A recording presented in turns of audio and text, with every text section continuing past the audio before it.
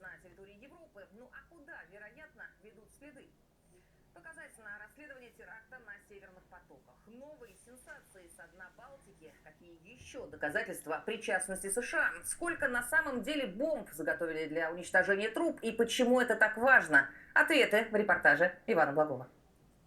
Информация о том, что на северных потоках было заложено не 4, а по крайней мере 6 взрывных устройств, нашей съемочной группе стало известно благодаря контакту со шведским расследователем Эриком Андерсоном. Сделать сюжет раньше помешало получение документов о том, что мы с оператором обязаны покинуть территорию ФРГ. Андерсон повторно изучил данные сонара, полученные им во время экспедиции к северным потокам в мае 2023 года, и вышел на сенсацию. Это линия нитка Б газопровода «Северный поток-2». Та самая, которая осталась неповрежденной. Ну, так считалось. Если снимок увеличить, вы увидите пятно. Нет, это не цифровой шум. Речь идет о ранее неизвестном 6-м месте подрыва. О 5-м удалось узнать ранее благодаря тяжбе компании Nord Stream АГ со страховщиком. Это было просто случайностью, что мы прошли над трубой, которую мы считали неповрежденной. Вот это сварные швы, самая уязвимая часть трубы. Заряд взорвался не там, где он мог нанести максимальные повреждения. Это важно, так как не произошло разгерметизации. Не было масштабного выброса газа, который мог замести следы на месте преступления. Дальше началась абсолютно детективная история, связанная с появлением над точками подрывов норвежского судна «Норман Фронтье». Компания-владелец, несмотря на все запросы, в том числе и наши, не раскрывала, кто зафрахтовал судно, специально оборудованное для глубоководных работ. Теперь тайна раскрыта. Сейчас у нас есть подтверждение того, что судно было зафрахтовано Соединенными Штатами. Обнаружение 6-го места подрыва с, возможно, незаметенными следами позволяет ответить на вопросы, возникшие ранее при анализе передвижений «Норман Фронтье».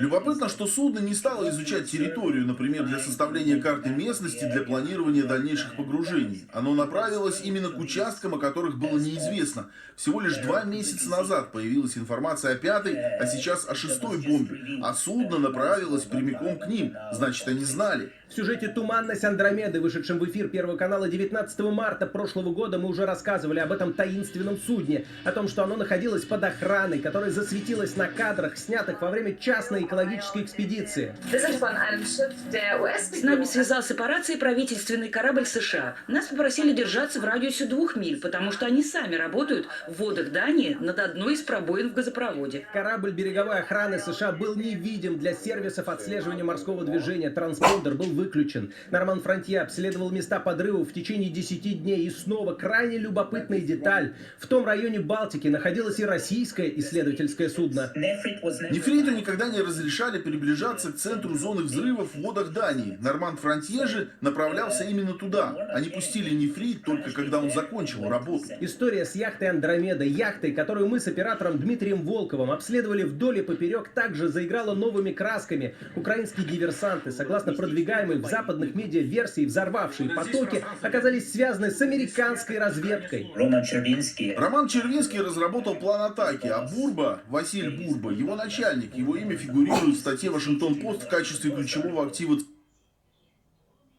ЦРУ. Ему платили, ему предоставили собственный бронированный автомобиль.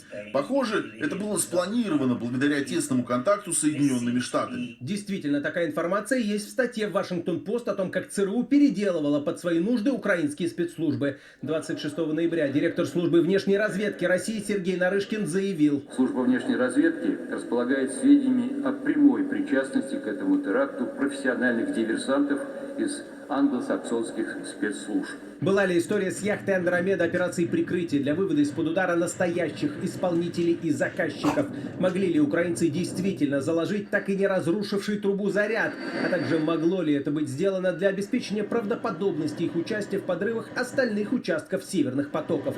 Все эти вопросы остаются пока без ответа. Ключ может находиться в Польше, в порту Колобжига, куда заходила «Андромеда». Там экипаж был подвергнут проверке. Немецкие следственные органы тщетно пытались получить видео с камер наблюдения в порту. Несмотря на историю тесного сотрудничества между Варшавой и Берлином в правоохранительной сфере, польские чиновники изначально отказались предоставить записи с камер видеонаблюдения в порту.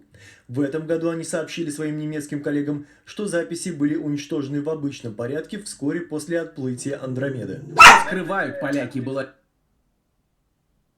Варшава сама вовлечена в операцию по уничтожению северных потоков. В декабре прошлого года газета «Вельт» опубликовала крайне любопытную информацию. В момент досмотра экипажа «Андромеды» в Калобжиге сотрудников польских служб сопровождали друзья, американские агенты. Как ни крути эту историю, постоянно натыкаешься на одни и те же буквы – ЦРУ.